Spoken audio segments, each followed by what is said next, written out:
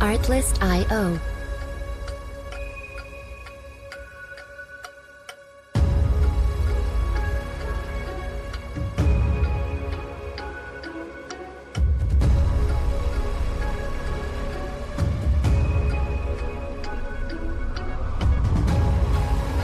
Music licensing reimagined.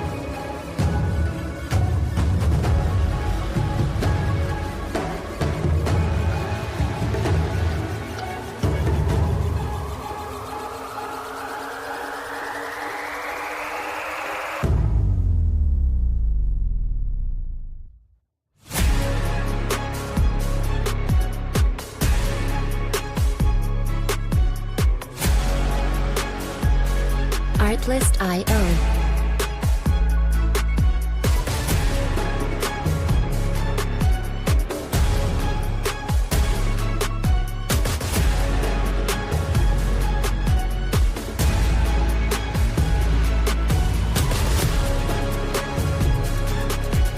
Music licensing reimagined.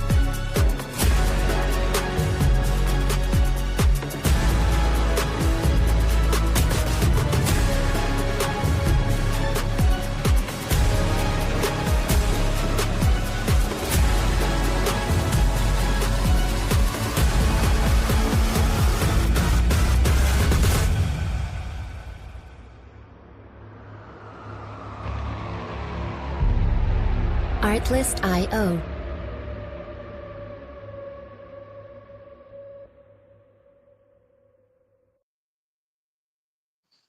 Good evening, good evening, good evening. From the Channel 9 studio, this is Sports Chat with Mr. 33. I am he, Mr. 33. And as we normally do on a Friday night, we go straight into the action of SmackDown, which was kind of, it was different this week, obviously, as they started off the show tonight, you know, paying their respects to Hulk Hogan. I'll have my own personal, you know, I have my own personal in remembrance of Hulk Hogan. It's a different, for a lot of people it's a different outlook, it's a different understanding, and I get it, right? But we'll have that Hulk Hogan conversation later, right? So after they do their little interviews or they remembrance, the 10 bell salutes, the looking back at certain matches, things like that, they start to show off with Logan Paul coming down to the ring, talking about, you know, Jelly Roll and doing whatever he think he gonna do to Jelly Roll, and then Jelly Roll comes out. Jelly Roll says with Commander, what up, Nine? Jelly Roll comes out and he takes his little conversation to Logan Paul. Then Drew McIntyre comes in, then Randy Orton comes in, then they start fighting. Uh, you know, Jelly Roll does what he do real quick. He jabbing them up, sizing them up. Randy and Drew, they go outside the ring. Drew comes back in. They take advantage of it. They got Jelly Roll hemmed up real quick. But Jelly Roll he gets away from it, starts doing shoulder blocks pretty much. Then they roll out the ring. Randy comes in, they standing up, they standing tall. And that ends that segment real quick.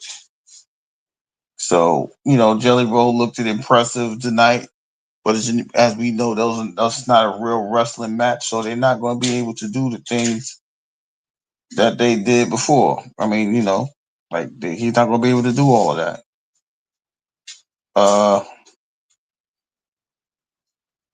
So we take care of that segment, right?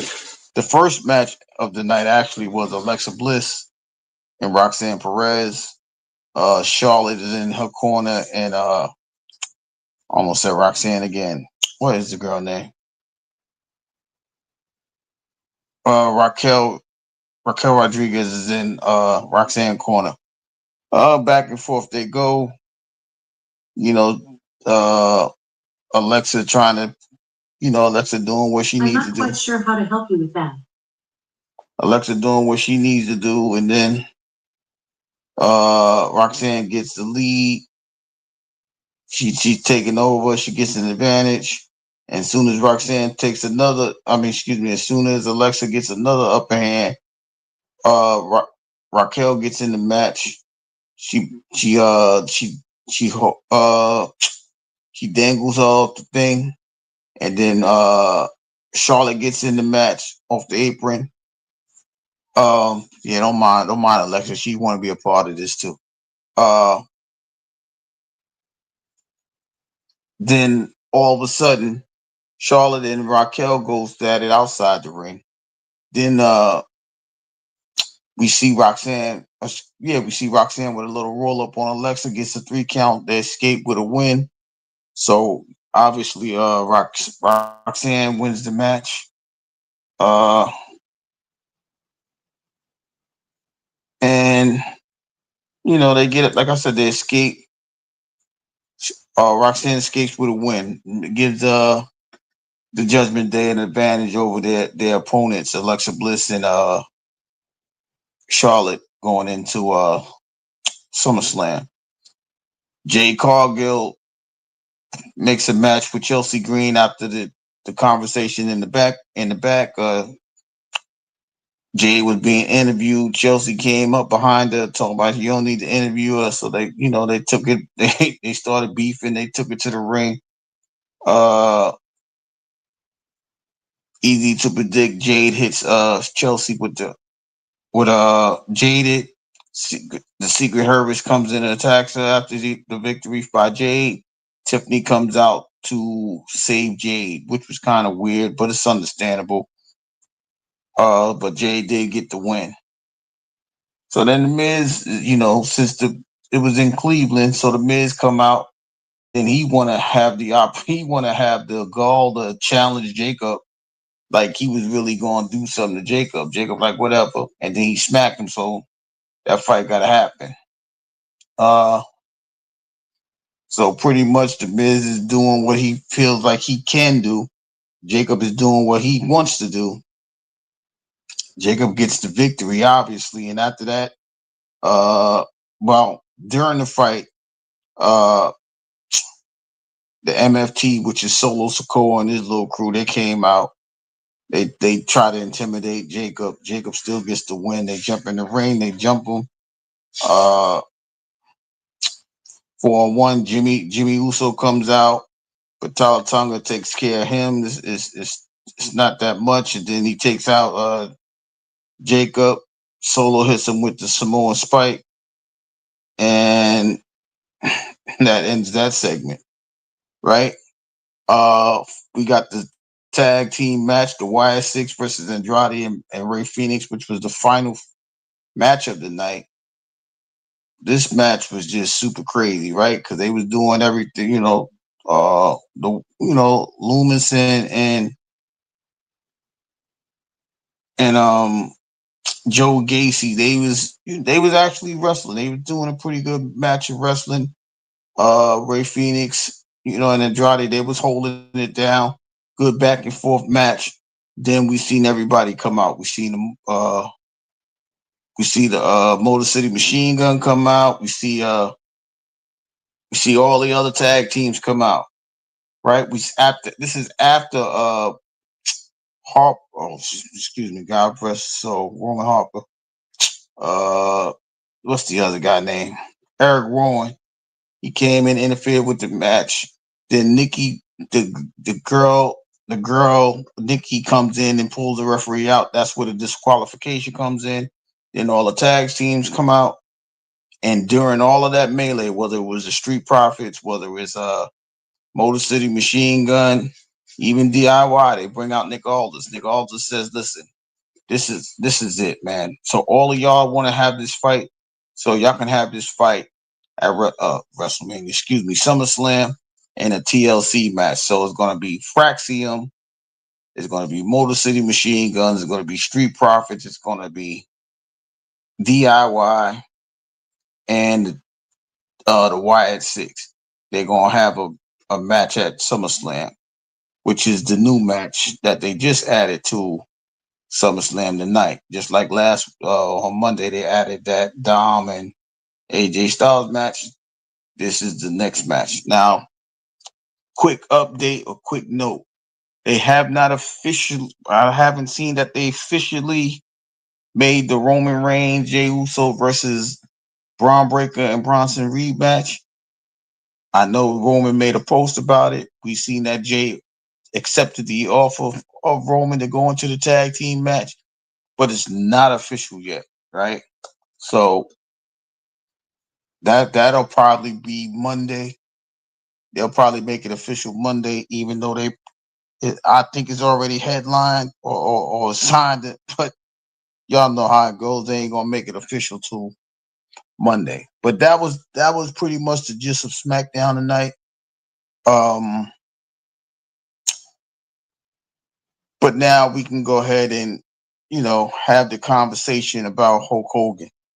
Now I'm gonna be telling on myself pretty much, right? Because y'all know I've been following Hulk Hogan for a little while, but I'm just going to go strictly into the WWE aspect. I'm not going to go into his AWA aspect. I'm not going into, the wrestling down south, but I'm going to go strictly from the WWF. That's how long I've known about Hulk Hogan, right? So coming up as a little guy, they used to have these matches at Shea Stadium. If anybody knows Shea Stadium, that's in New York City. I'm close to Shea Stadium. We would go, we didn't have to go in the stadium to watch it. You could watch it from the train station and like I said, I'm telling on myself. There's a little loop that you go stand there and just watch the wrestling matches, baseball games, football games with the Jets. You can do all of those things, right? So I was one of the fortunate ones to go up there and watch some of this, right? And they used to have the Hulk Hogan. Hulk Hogan wasn't always good. Hulk Hogan came in as a bad guy. And one of his main opponents, even back then, was Andre the Giant. Not the Andre the Giant that y'all saw in WrestleMania 3, the younger, more agile Andre the Giant, right? And even though Hulk Hogan would slam him in 1980, 1982, all of those times, Andre the Giant would get the victories in those matches. But a few of those matches happened at Shea Stadium, right? Then, a couple years later, Hulk Hogan, he leaves, but he goes to become Thunder Lips on Rocky 3. So as he ends the Rocky movie, he goes back into the WWF, well, the triple WWF, and he starts in '84. He gets his run. He beats the Iron Sheik, and that starts the Hulkamania trail. What up, though? Shout out to my 33 brother. So he goes after beating Iron Sheik. He gets the Iron, the Real American. Now, this is how, like I said, this is how long I've been watching Hulk Hogan. Hulk Hogan would take the Eye of the Tiger from Rocky 3 and go out to the ring before he becomes the Real American in that song going further, right? So, that's when he started saying the prayers, eating the vitamins, and that's when the WWF took off, right? Now, being from New York, you don't really get to watch NWA because they're down in Georgia.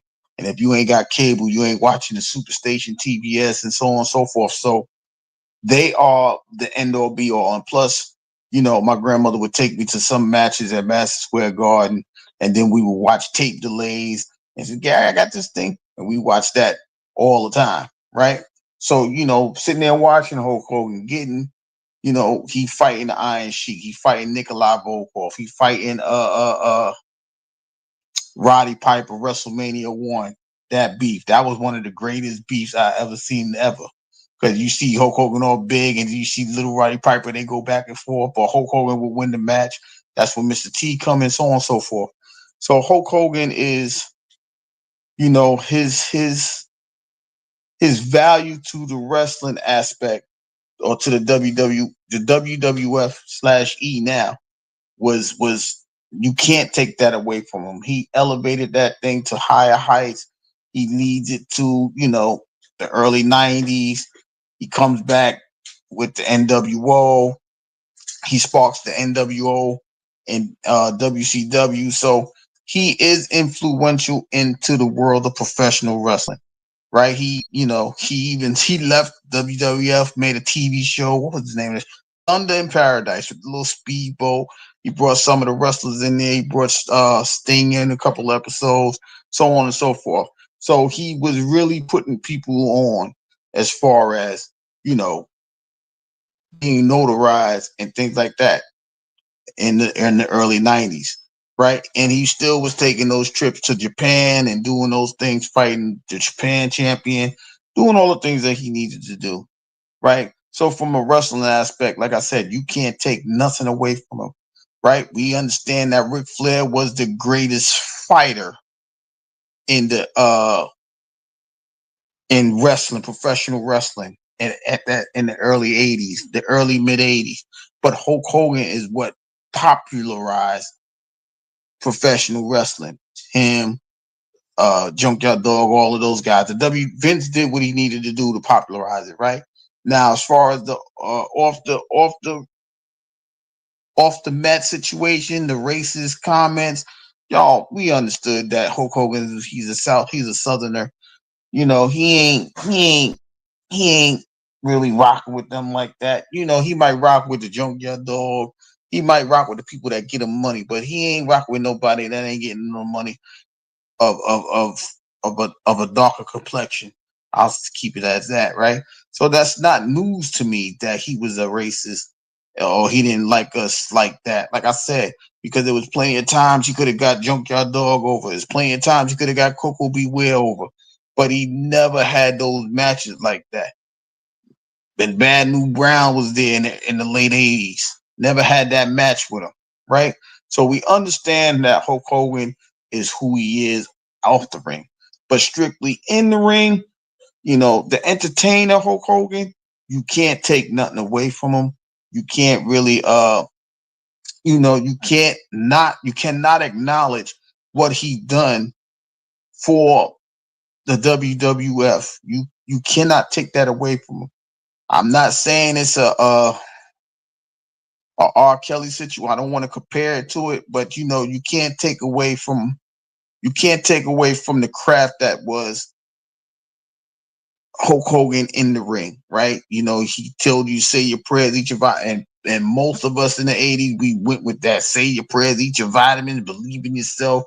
That was a mantra. And then they made the cartoon, the ice cream bars, all of these things, the action, all of these things is because he set the tone for all of that to happen. So I can understand why, millions of people would be saddened by this. I mean, the way he went out, supposedly he had a cardiac arrest, but it was longer than what people were saying, right? So as fans, you're gonna feel a way, right? Because, like I said, he was influential in growing the professional wrestling business. Realist, what's going on? You can't take that away from him. Like I said, he elevated the population of professional wrestling. Like I said, Flair was the tactician going 60 minutes, doing all that. You never seen Hulk Hogan go 60 minutes. You ain't seen Hulk Hogan go 60 minutes. He wasn't that type of wrestler, right? So you have to understand he was the entertainer, and Flair was the I don't want to say a tactician. He wasn't Bret Hart, but he give you those 60 minutes matches, right? Like when he defeats Andre the Giant in WrestleMania 3, he's mad at Savage and the story is he's mad at Savage and Steamboat because they go 60 minutes, and that's one of the top matches ever in a WrestleMania performance, right?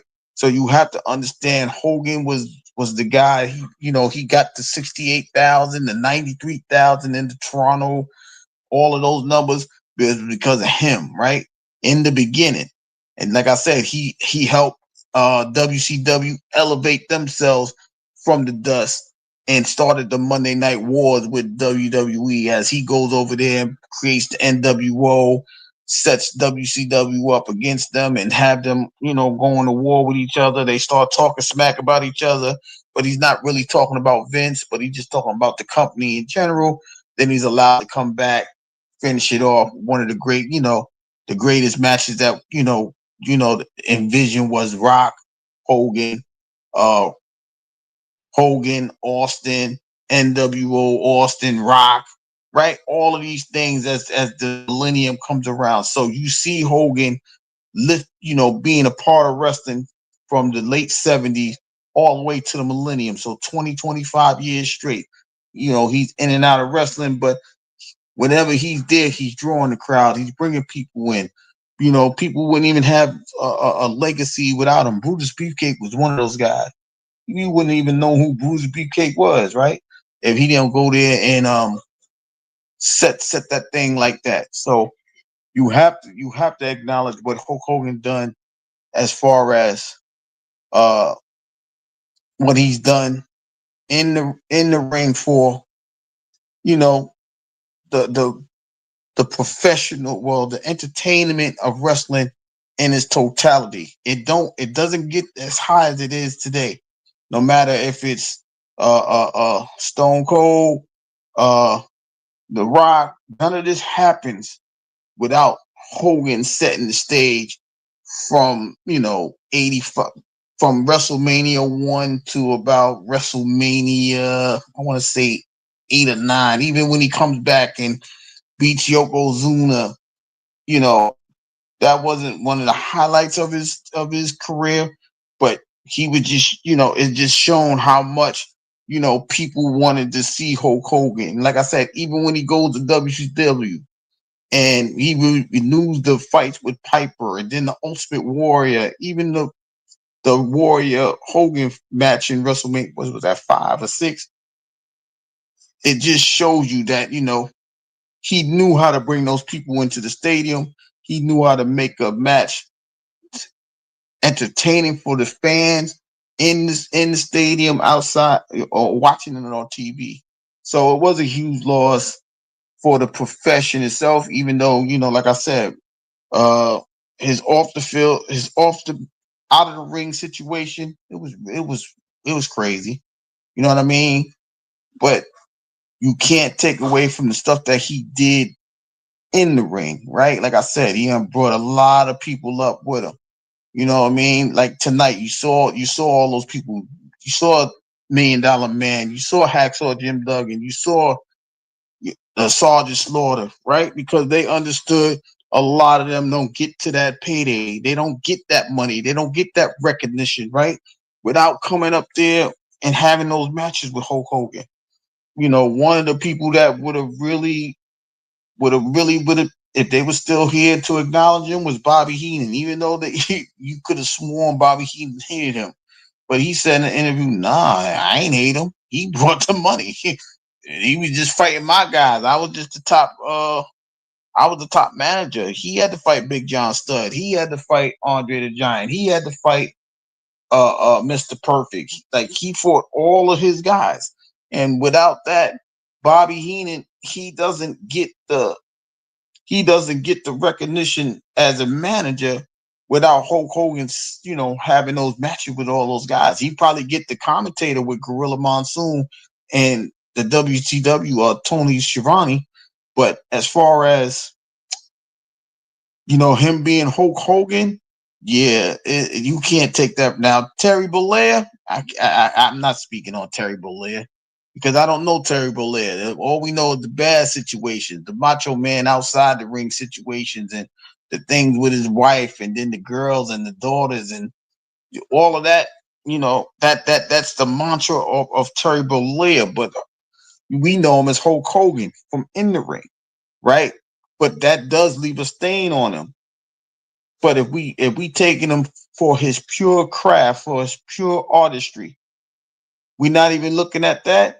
We understand why so many people felt the way, right? We saw Jimmy Hart tonight. He couldn't even hold himself. He couldn't even keep the composure, because even after them not even being a part of wrestling the past few years. Hulk Hogan, Jimmy Hart still together. Hulk Hogan and Brian Sags of the Nasty Boys, they hanging out. They still hang. You know what I mean? They still rocking together. You know, Hogan and Flair would be around each other, even in like TNA and things like that, right? You seen wherever he went, that name carried on. Nobody knew about TNA until Hulk Hogan really got there. You know what I mean? But that's just the power of that name of Hulk Hogan. You know, and you, like I said, you can't take that away from him. Like I said, everything else is understandable, but just him and the black and I mean the yellow tights, the yellow boots, the black and white NWO coming out with Jimi Hendrix music and things like that. You can't take that away from him. Why? Because he sold whatever he was selling. He sold the bad Hulk Hogan, right? John Cena couldn't John what you seen with John Cena today could not have happened without Hulk Hogan going bad first. Do you like it's very rare that people can go years of being a good guy, then turn bad and go with that. That's why John Cena, you know, he's still getting that recognition. Even as he trying to be the bad John Cena, the sellout John Cena, people still like, nah, I don't care what you talk about. We still gonna cheer for John Cena, but he sucks. Nah, he don't suck. We still love him. But all of that stems from Hulk Hogan turning from that yellow and red of Hulkamania to that bad villain of Hollywood Hulk Hogan. So that's how much of an influence Hulk Hogan has today from even 25, 30 years ago. And everybody's not gonna, they may not appreciate it. They may not even see it because there's a lot of people just coming into wrestling. But that's where it started. Even when Stone Cold goes bad, even when The Rock goes bad, they sell out to Vince McMahon. And Vince McMahon becomes, you know, the evil genius and the Pied Piper, whatever you wanted to call him. All of that is him and Hulk Hogan collaborating in the back, like, yo, Vince, I wanted to do this years ago. Now I'm gonna do this now. So now you complete pretty much it was Hulk Hogan and Vince McMahon competing with each other. I know Eric Bischoff was the guy in WCW, but we know that Hulk Hogan had his rights, his writing skills on display at WCW. And that's when the wars, Monday Night Wars, come in. I don't want to take it away from him, but that's when that happened. So, you know, as much as sad as it is to hear how he left, or how it was reported that he left, that he was ill for the past couple of months and nobody wanted to tell the truth, right? We gonna give Hulk Hogan his flowers because, like I said, without him, there would be a lot of broke people out here. It would be a lot like the $1 Million Man. You think the $1 Million Man wasn't the $1 Million Man until he came to this over there. He doesn't become the main. He's Ted DiBiase all of the years until he goes to the WWE, right? And now you remember him for shoving $100 bills down his throat and trying to make Andre the Giant the champion and buying the referees and all of that. That's because of Hulk Hogan, right? Even like Andre the Giant was Andre the Giant, but he sold the villain role because it was against Hulk Hogan. You see what I mean? That's how important Hulk Hogan was in the late 80s, early 90s, because it was Hulk Hogan that was holding things down. Like I said, in the early 90s, Ric Flair, NWA, they was coming into existence, right? They started making a name for himself, but they still had to beat Hulk Hogan. And once Hulk Hogan goes to the WCW, they don't have to compete. Now they compete against each other. Even when Ric Flair comes to the WWE, they don't have the match, but they have so much anticipation in that they wanted to go ahead and do it, but they had to separate it. Why? Because they wanted to build it up for something greater, but they never got to do it. You see what I mean? The Ultimate Warrior versus Hulk Hogan, Mr. Perfect versus Hulk Hogan, right? You got all of those matches. Like I said, then you got to see the dream matches in later on. Hogan and Austin, Hogan, and Rock. Even when they make the special appearance and Wrestle, I can't remember the WrestleMania with Triple H and Sting, and they come out and everybody's like, "Yo, it's a time warp." Why? Because we seen the '90s come back, even at the end, late in the 2015 WrestleMania, the 2010 WrestleMania, NWO versus D Generation X. You wouldn't have never seen that, but those are the two hottest things. But like I said, it was because Hulk Hogan was a part of that that makes all of that happen. So condolences to his family, condolences to Brooke and Nick, the new wife. I don't really know the new wife. I know his ex-wife is probably going crazy because she was trying to tell everybody what was going on, but she couldn't really say it. They was trying to keep it under wraps. So, it was like I said, it had to be a difficult time going through those past couple months, but Hulk Hogan is no longer with us. So now we gotta value the people like Ric Flair. We gotta value the people like Kevin Nash, Steve Austin, those guys that are still here, right? Because those are those guys that's from back then to now to where uh you can keep the acknowledgement of wrestling back in the days, Bret Hart, uh things like that, people like that, right? But this loss, like I said, it's going to hit millions of people my age, the ages above me, maybe even some of the ones uh behind me, right? Because they was just, like I said, he was just there. He was just there from let's just say 84 to 2004 straight, right? Whatever the company was, TNA, WCW, WWF, WWE. He was there for all of that. His name was still synonymous with wrestling. His name could still draw a crowd. His name was just out there, whether he was Hulk Hogan, Hollywood Hogan, Executive Hogan, whoever it was. He put that name put them behinds in those seats in those stadiums.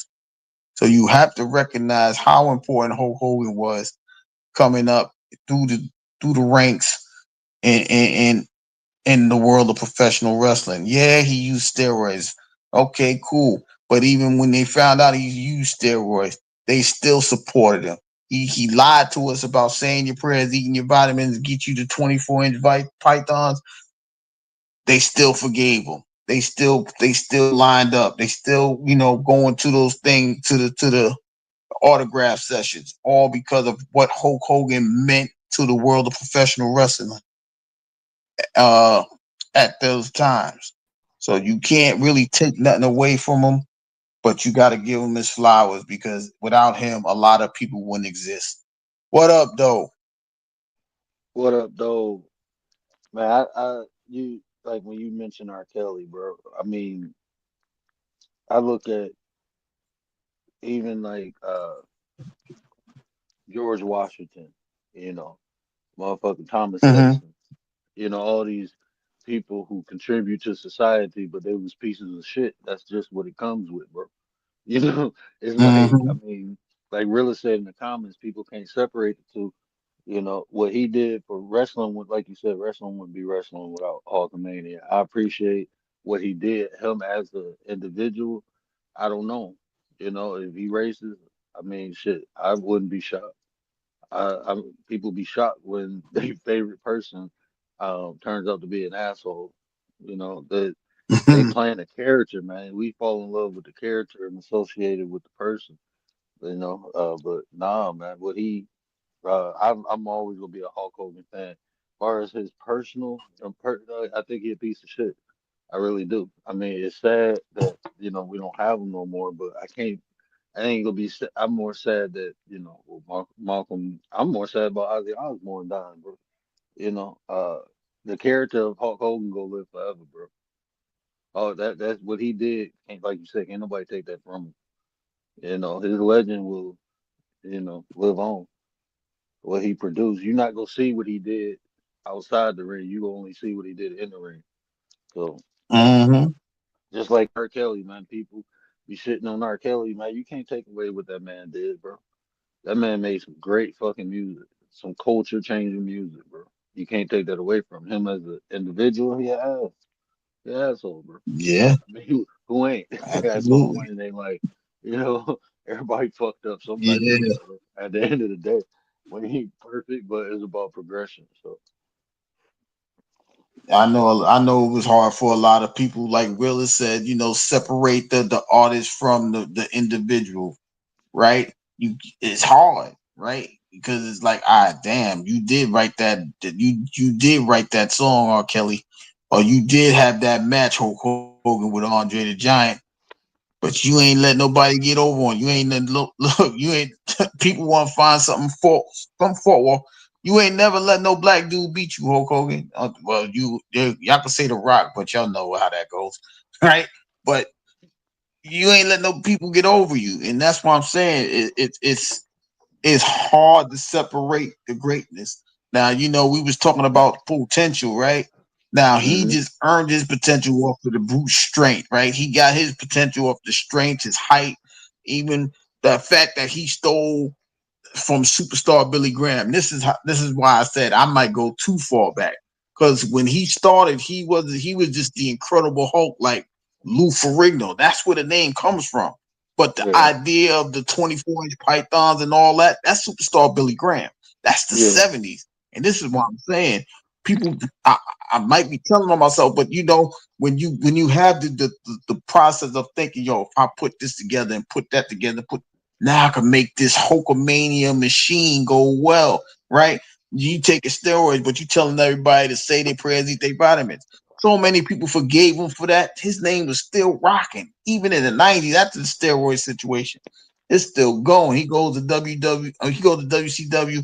Oh my God, Hulk Hogan gonna stop these Hall and Nash, and then they find out he's the third member. So now he's NWO. Like I said, Cena would not be doing this without Hulk he the Hogan. gang, I don't he the see there's no gang way in the booster. world that's possible. It's impossible to go all of those years being the good guy and then still rocking with all of those fans because now you change your persona. He started that. I can't even give that to nobody else, right? Because that's the one that brought that to the limelight Matriarch. recently. Yeah, like you can't take that from him. Like you said, he could be a piece of shit in his personal life. Whatever he did with his family, you know, we ain't looking at it as a Benoit situation. God forbid that's never happened. Whatever the case may be, but in that ring, you got to give him the Ulafala, the roses, whatever flowers you want to give him. He deserves it because without him, we do not know where wrestling will be today. Dusty Rhodes didn't do it. Ric Flair couldn't have done it, and they was notable people. But when you see Hulk Hogan all over the world, going from Japan to Madison Square Garden to the Silver Dome, you know about that. He packed 90,000 people in the Silver Dome to fight Andre the Giant. Like, yo, that's crazy. He brought wrestling. He made wrestling like, yo, everybody come to Detroit. He got WrestleMania up here. 90,000 people. That's because his name was on the marquee. His face was on the marquee. They wasn't making millions and millions of dollars like that. It was only a certain few. But now they owe him. They owe him like forever. Man, I say it like this. I don't think he was a good wrestler. I think it was more of his character, bro. His wrestling moves suck. Like watching him But back that's in what the I day. said. Is He put them in the seat. That's why I said, Ric Flair is Ric Flair, Steamboat, they the greatest wrestlers of all time. Because they would go, like I said, they go 60 minutes straight. Armbar of hip checks. Ric Flair go thrown to the corner. He flips over and runs around and gets clothesline on the apron. That's Ric Flair for 60 minutes every night. Nobody seeing him. Hulk Hogan is an entertainer. Ric Flair is more. That's why I said I didn't want to call him a technician like Bret Hart, but the way he was doing that, that's who we knew him to be, the technician. Bret Hart came years later, but that was Ric Flair. He was doing all that grinding for 60 minutes and stuff like that. But Hulk Hogan knew how to put them people in. His matches probably maybe went a half an hour, if that. I don't want to say 20 minutes. Why? Because he's not a wrestler like that. He's an entertainer. Is the difference, and that Yeah, was the difference. that's what he did. He entertained his ass off. I remember I went. He got a. I don't know if he still owns it, but it was a hotel down in um not Panama City, Tampa, that he owned. And Mhm. I'm looking. I'm like, who the fuck is this big ass motherfucker? It was Hulk Hogan. He was down there with one of the Nasty Boys. I didn't even at that Yes. time. I didn't know he was racist. I mean, he signed autographs. He was signing autographs for Mm-hmm. everybody. He was at the reception desk signing autographs. I'm like, man, took me like 30 minutes to get checked in. But uh, he went out to the bar. He bought drinks, 2 rounds of drinks for everybody. I wasn't even drinking. I'm like, shit, it's free. So I didn't at that point. I'm like, damn, he a cool ass dude. Then years later, I found the other stuff out. But like I said, man, as far as him putting on, that's what he did, man. That character, he was Hulk Hogan when I met him down there. He wasn't Terry. No, no, he was Hulk Hogan. Right. Ripped the shirt off and everything, bro. Motherfucker ripped his shirt off at the bar, drinking, taking shots with the nasty boy, ripped his shirt off and shit. No No, good and well. security, We had just regular ass person, just chilling, bro. Like that shit was cool as hell. I'm like, damn, I just so happened to, book, at that time. But that shit was cool as hell, man. I'm like, damn. Shit, I ain't like hang out with him sitting at a table talking, but just being in that atmosphere, bro, that shit crazy, man. That shit crazy. and But yeah, he and had an that's what aura I'm on him, saying. bro. Yeah, he did. Cause all of us kids. I don't know. I know I ain't the only one. You got one of them old raggedy t-shirts. You want to tear that t-shirt off? Take that shirt off, and you tear the shirt off like you Hulk Hogan. Rah! Like, yeah, let me tell you something. Like, I want to fight you. Like, yeah, okay, whatever. Right? So he leaves a legacy of something that nobody, like I said, no one ever can never that can't be duplicated, right? You see, The Rock, you got Steve Austin, they got their own mantra. What he did all the way back then is never going to be duplicated. Like even John Cena, when John Cena retires, ain't nobody coming in there with no jean shorts on, talking about you can't see me and all that. That's just what the greatness is. That's the potential that these people have, and they elevated to a greatness. Like I said, he was a businessman, so he's not a wrestler. So we have to understand he know how to put people in those seats. So that's his legacy. He entertained his ass off. John Cena, he's almost the same way. So you gotta like I said, it can't happen without Hulk Hogan. I don't care what nobody say. Take Terry Bollea, throw his ass in the sewer. I don't know, but you can't take away what Hulk Hogan has brought into the world of professional wrestling or entertainment or whatever you want to call it. He got to be one of the top 5 as far as entertainers. Wrestling is another situation. He's not in nowhere in the top 5. Bro, the internet is undefeated, man. They had a meme of Hulk Hogan reaching heaven talking to a black Jesus, like, oh damn.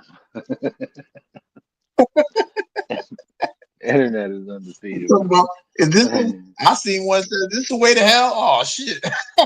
Mhm.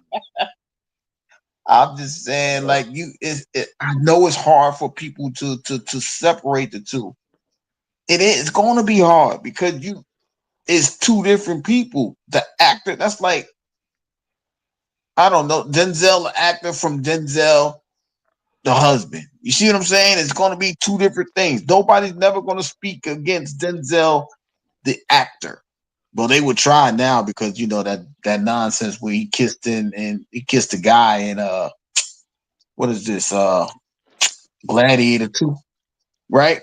But You can't take nothing else from him. He worked his ass off to become all of these things that he became. Now, the personal life, yeah, somebody gonna try to say, oh, he wasn't shit to his wife, he let her down, this, that, and the third. But we talking about Denzel, the actor, Denzel Training Day, Denzel the Equalizer, Denzel Glory. You can't take none of his professional acting skills away from what he's done and what he's meant. Like I said, until recently, he's What they one of saying those about guys. Den what they saying about his personal? I ain't never heard nothing about Denzel personal life. Denzel, like he wasn't really a good dad and all of that. It was a bunch of nonsense. This is a bunch of nonsense. Like they try to say one of the sons spoke out against him, like he wasn't never around, and I'm saying that's what y'all reaching for because he got to act. And shit, when you the top actor, you ain't never gonna be home. You shooting 2, 3 movies a year. What do you mean? This man is still an act.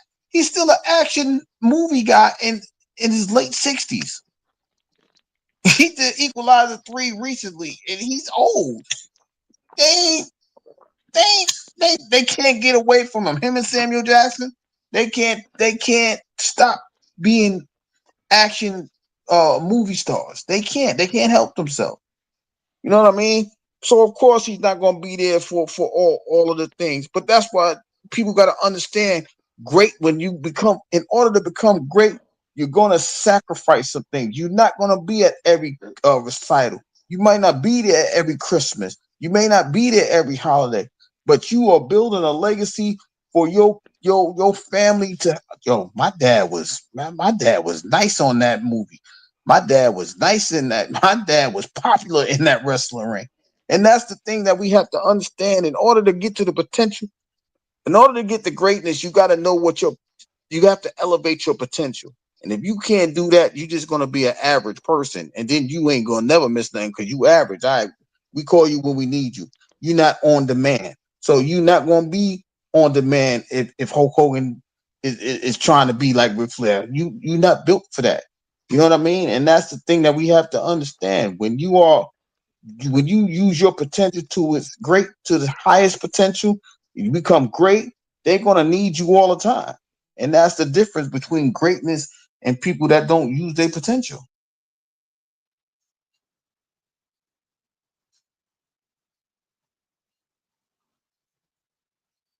So like I said, it's gonna be hard to separate the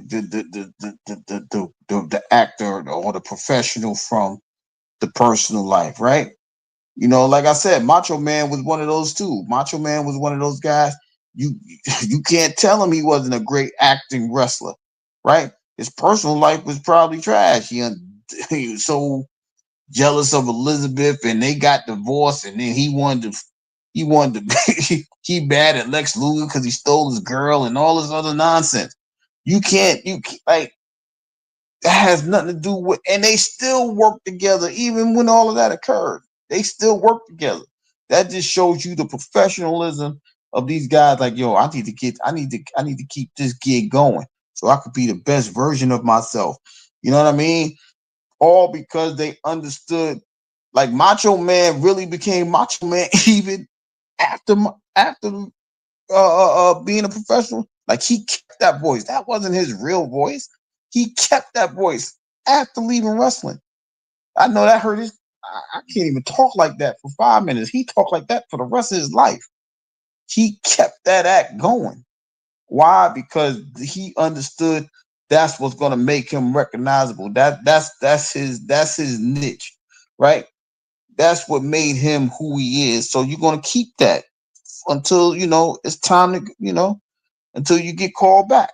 So it's hard to separate people like that. But like I said, the actor, the wrestler, the performer, I ain't got nothing bad to say about them. I ain't got nothing bad to say about none of them.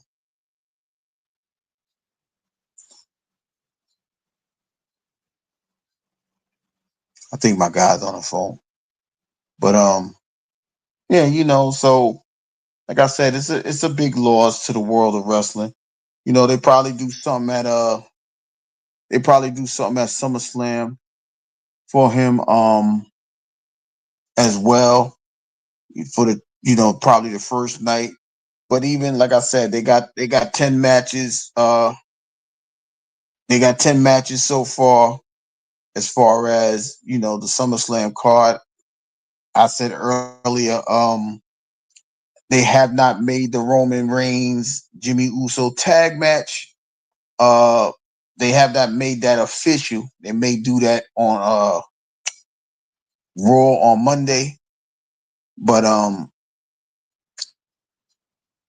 that will probably be another match. And then I don't know what else they did, but we know tonight they made the tag match, the tag team championship go up for grabs and at SummerSlam. I don't know which night it is, but it's all of them. It's DIY. It's Wyatt Six. It's Street Profits. Is Fraxium. It's Motor City Machine Gun. Did I miss anybody? One, two, and I think it's Andrade and Ray Phoenix, because that was the match that all of this started from. So they may be involved with it. So all of those people will be fighting in a TLC match at SummerSlam. That may be the first. Got you. Don't worry about it. I got you. Um, that may be the first night. Uh, I really hope it's the second night to close not to close it out, but they probably make the Naomi Rhea Io match probably one of those nights a main eventer, right? Maybe Roman might they might main event night one, right? But I think that'll be one of the best matches, and that match will probably be about 60 minutes because it's too many tag teams. It's too many ways not to make that match go 60 minutes. You know what I mean? Trying to get the belts uh off the hook with 6, 7 tag teams. I think it's six tag teams at the same time. So that'll be. I think that's the second night. Maybe like I said, not the main event, but the match before the main event to stretch it out. To get you about 2.5, 3 hours of wrestling action next week at SummerSlam. So I'm looking forward to that match. I'm looking forward to SummerSlam as a whole because now I'm ready to see how they're going to do this. Are they going to start the draft after SummerSlam? Are they going? What are they going to do? It's going to be a very interesting thing going forward. We know that they got uh, uh, the matches in Paris at the end of August, but we're a week away from SummerSlam, so we probably gonna get the final dust up this week. Raw, like I said, they may announce the tag match then. I don't know if they're gonna add another match from SmackDown next week, but that's why we stay tuned. That's why we keep watching these events, right? We also understand, as I close out the wrestling segment tonight, the Hall of Fame game is next Thursday, July 30th. I don't even remember who's playing, but I know preseason football is back in effect. They started the mini camps, things like that. So football is on its way to start their summertime, dusting themselves off to get ready for the NFL season. Baseball is still doing what they do. They get ready to wind down. They most of them are under 60 games, start rushing themselves to the playoffs. They start to make some trades and things like that as their trading deadline comes together or get ready to come to a close the next week. I think at the July 31st as well. So there's a lot of things that's starting to pick up for us, and we will be here to give you as much information as possible. But to wind this down, it was okay. It was more about Hulk Hogan tonight than actual wrestling, and we understand why. So we just appreciate, the fact that, these guys are putting on the show regardless. A lot of them felt the way tonight, but they tried to hold up their end of the bargain, try to keep the matches as crisp as possible. But it's understandable that they wasn't really, if they wasn't into it, it wasn't as crisp as it was, right? Because a legend was lost over the past couple of days. And it's understandable and the world understands it. So with that being said, I appreciate everybody coming through tonight to hear, the conversation about, Hulk Hogan and how influential he was around the world, in particular how I got to see him all of these. Damn, like I said, I told on myself tonight, right? But that's how much he influenced us to watch wrestling and things like that over these past 40 some odd years. Did it get better? Yes, it did. But we know it really starts as far as not the Attitude Era, but the WWF/E. It starts with Hulk Hogan. Like it starts with him. So I appreciate y'all hearing me and talking about that. We will try to be back again Monday to finish out the week of SummerSlam. We'll start the week off Monday. See if they will Roman and Jay be the official match. Will they add any other matches? We'll start looking at Monday.